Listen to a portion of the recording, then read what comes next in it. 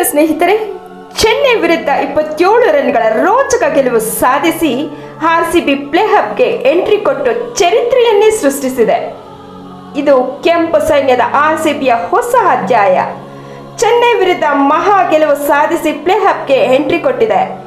Chinnaswamy ಸ್ಟೇಡಿಯಂನಲ್ಲಿ toss ಗೆದ್ದ ಚೆನ್ನೈ ತಂಡ fielding ಹಾರಿಸಿಕೊಳ್ಳುತ್ತೆ. RCB ಪರ ಕಿಂಗ್ ಕೊಹ್ಲಿ ಅರ್ಧಶತಕ ಸಮೀಪದಲ್ಲೇ ವಿಕೆಟ್ ಒಪ್ಪಿಸಿದರೆ ಕ್ಯಾಪ್ಟನ್ ಡುಪ್ಲೆಸಿಸ್ 54 ರನ್ ಗಳಿಸಿ ರನ್ಔಟ್ ಆಗುತ್ತಾರೆ. ನಿಗದಿತ 20 ಓವರ್ನಲ್ಲಿ ಆರ್ಸಿಬಿ ತಂಡ 5 ವಿಕೆಟ್ ನಷ್ಟಕ್ಕೆ 218 ರನ್ ಗಳಿಸಿತ್ತು. ಈ ಗುರಿ ಬೆನ್ನತ್ತಿದ ಚೆನ್ನೈಗೆ ಆರಂಭಿಕ ಆಘಾತ ಎದುರಾಗುತ್ತೆ. ಚೆನ್ನೈ ಪ್ಲೇ ಆಫ್ಗೆ ಅರ್ಹತೆ ಗಿಟ್ಟಿಸೋಕೆ ಕೊನೆ ಓವರ್ನಲ್ಲಿ 17 ರನ್ ಬೇಕಾಗಿರುತ್ತೆ. ಈ ಹಂತದಲ್ಲಿ ಜೆಟ್ ಧೋನಿ ಗ್ರೀಸ್ನಲ್ಲಿ ಇದ್ದರೂ ಯಶ್ ದಯಾಳ್ ಎಸೆದ ಮೊದಲ ಎಸೆತವನ್ನೇ ಸೂಪರ್ 6 ಗಿಟ್ಟಿಸಿದ ಚೆನ್ನೈಗೆ ಗೆಲುವು ಪಕ್ಕಾ ಎಂಬಂತಾಗಿತ್ತು. ಆದರೆ ಮುಂದಿನ ಎಸೆತದಲ್ಲಿ ಮ್ಯಾಜಿಕ್ ಮಾಡಿದ ಯಶ್ ಚಾಂಪಿಯನ್ ಧೋನಿ ಅವರ ವಿಕೆಟ್ ಪಡಿತಾರೆ. ಧೋನಿ ಔಟ್ ಆದಂತೆ ಚೆನ್ನೈನ ಸೋಲು ಖಚಿತವಾಗುತ್ತೆ.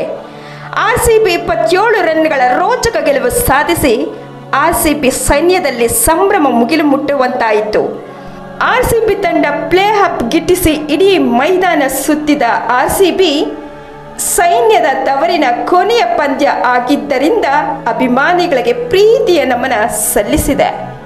ನಮಸ್ಕಾರ, ನಾನು ನಿಮ್ಮ ಪ್ರೀತಿಯ ಗೆಳತಿ ನಯನ.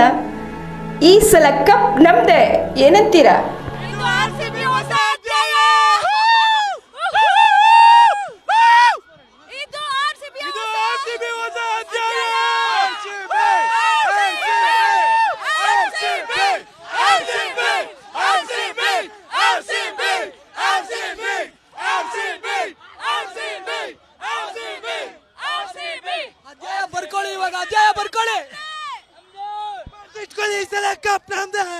ಬರೀ ಈ ಸಲ ಅಲ್ಲ, ಪ್ರತಿ ಸಲ ಕಪ್ ನಮ್ದೇ.